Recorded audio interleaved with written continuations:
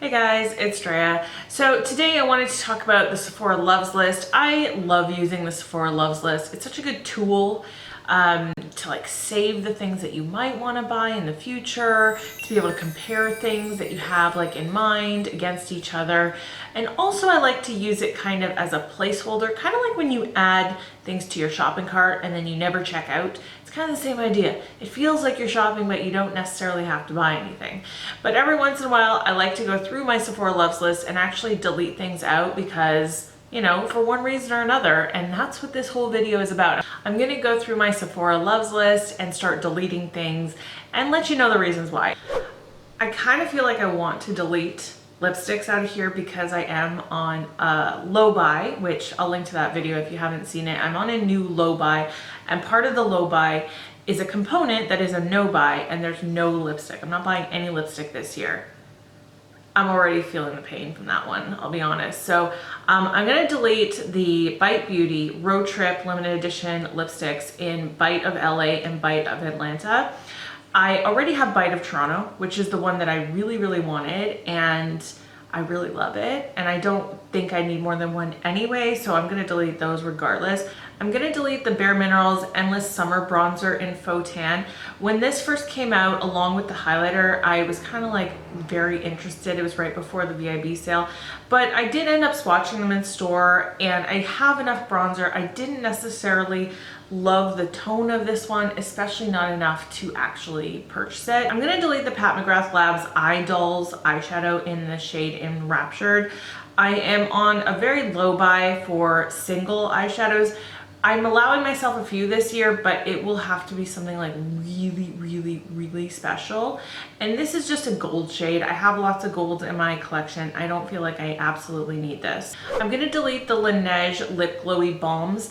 I have enough lip balm. I have the Laneige overnight, what's it called, lip mask, the pink one. I have a full size and a mini of it right now. I love that stuff at night. I don't use lip balm enough during the day, at least this time of year, to need another lip balm around, so I'm gonna delete those. I've also not heard any rave reviews about them. I haven't heard anything bad other than just that the lip mask is a little bit better. Unfortunately, I'm gonna take out the Tarte Pink Sands Color Splash lipstick. This is the limited edition one that has the turtle on the cap. And if you remember, I don't remember what video it was, a while back I talked about how like that eyeshadow palette with the sea turtle on it, I wanted it so bad, but only because there was a sea turtle on it. And then a couple of you suggested the lipstick, which looks so cute, but I swatched this in store and I did not like the formula of it. It was very patchy and streaky, and for like a bullet lipstick, that's not cool, you know? It wasn't shiny and streaky, it was like matte and streaky. So I've seen people swatch it on their channels and it looks fine, but when I swatched it in person, I did not like it. So I'm gonna remove that, unfortunately. I wish I could buy that because I love that turtle. I'm gonna delete the Anastasia Beverly Hills Loose Highlighter in So Hollywood. I really wanted to love at least one of these loose highlighters that they came out with, but I don't like the tone of any of them. I think So Hollywood would be the one that I would probably like the most, but I did swatch it in store and I just wasn't blown away. I didn't really think it was anything crazy to write home about, and I have so many highlighters that I adore. There's no point in me buying any that are just like meh. I'm gonna take out the MAC Art Library It's Designer palette. I love the look of this, from the packaging to the color story. There's like neon brights in it. There's a couple mattes. There's a couple like shimmer satins in here, and I want to fall in love with MAC eyeshadows. I just never have, and I feel like MAC eyeshadows used to be really hyped up. People used to like them. They used to be like the standard that things were compared to, and I just think that they haven't kept up with how good the formula of other things are. And MAC eyeshadows now look very lackluster in comparison to so many other things. This palette has very bad reviews, only 3 stars on Sephora Canada. I haven't swatched it in person, so who knows, I could be like totally blown away by it. I have a lot of bright things already, And if I am going to add something like neon and bright to my collection, I would want to be totally blown away by it. Although I really do like the packaging on that. I'm going to delete the mini nude eyeshadow palette from Natasha Denona. I just feel like it's so nice that they offer these little minis now. You know, they have the bigger 5-pan palettes, which are, they're not that cheap. They're definitely cheaper than the big palettes, but the mini palettes I really appreciate that you can try the little the little pans of the formula. I think it's fantastic. But this is all nudes and like a very neutral eye, and because it's only 5 pans, I don't think that I would be able to create anything crazy amazing with it. So I don't really need it. I have lots of those colors. I'm going to take out the Olaplex No. 5 Bond Maintenance Conditioner. I have this conditioner. I'm almost finished it. When I had the blonde hair and it was very dried out, I did think that this conditioner made enough of a difference for me to justify the price. So if you have really dry, processed, damaged even hair, it made it softer. I don't know that I noticed a difference like in my split ends. I had tons of split ends, and I don't think I noticed any difference with that, but I did think that my hair wasn't as like texturally fried and texturally dry. It was a little bit softer and silkier using that conditioner, but with the brown hair now, I really don't need it. I've continued using what was left in that bottle here and there, and I haven't really noticed any difference with the brown because the brown really is already a little bit softer and silkier than the blonde was. So I don't really think I need this anymore, so I'm gonna take it out.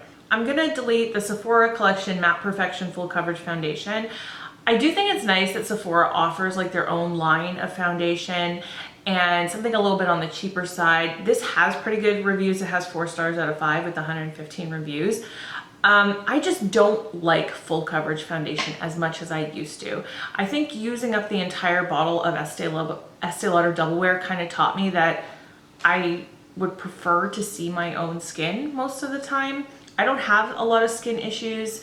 I have maybe like some hyperpigmentation I would like to cover up, just general evenness that I would like to have with a foundation, but I don't need full coverage because other than that, my skin is pretty good.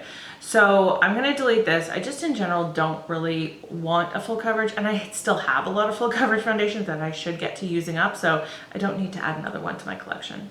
I'm gonna take out the MAC Prep and Prime Fix Plus in Coconut because I bought it in the VIB sale, and I don't think I need to save it in this list. If I really love it, I'll remember to repurchase it, or I might just buy a different kind. Did you see that Ulta has some new scents coming out? There's like a watermelon one. I think there's like a pineapple one.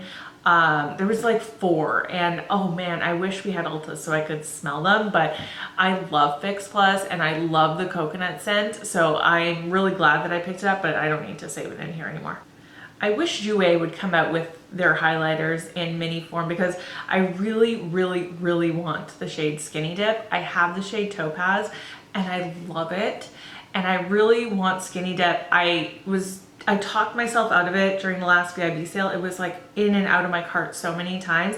I'm not gonna delete it off this list because still in the back of my head, I'm like, I might want that someday. But you know, $30 is a bit precious for a highlighter, and I wish that they would come out with some minis kind of like Becca did a while ago because I'd like to try them. I know sometimes they have gift sets with minis.